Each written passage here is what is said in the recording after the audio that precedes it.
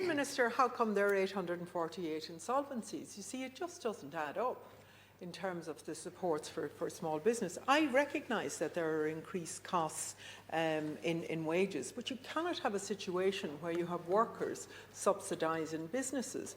So that's why within our pre-budget submission, the proposal for a PRSI rebate was put forward in order to mitigate those costs, but you didn't take that up. Now, behind every insolvency is a livelihood and a community hit.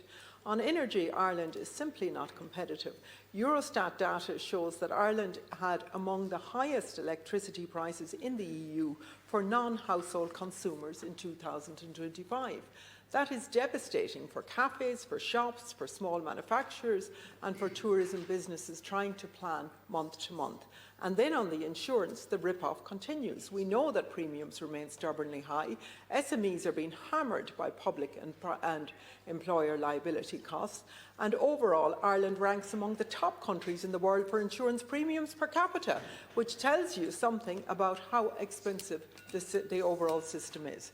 Minister, to conclude. Well, I want to come back to you with evidence and factual data. For every company that goes into liquidation in this economy now, 10 more are created. We're at an all-time low in terms of insolvency levels. The CSO data, which is the gold standard of collecting evidence in this economy, backs that up. You should have a look at the December outturn, the summary of our economic position.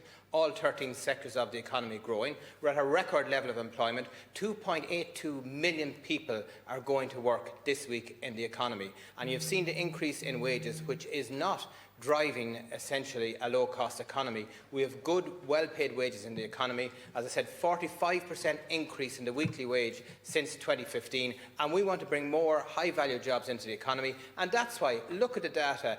Irish-born firms have had a record year of €36 billion of exports. Never happened before, broke all records for Enterprise Ireland. So the economy is performing strongly. There are challenges, and yes, costs are high, but we are doing our very best to address those on foot of the Cost Advisory Business Forum and our small business unit, and we will be working night and day to try and bring in further sustainability grants to really help them over the long term. Thank you.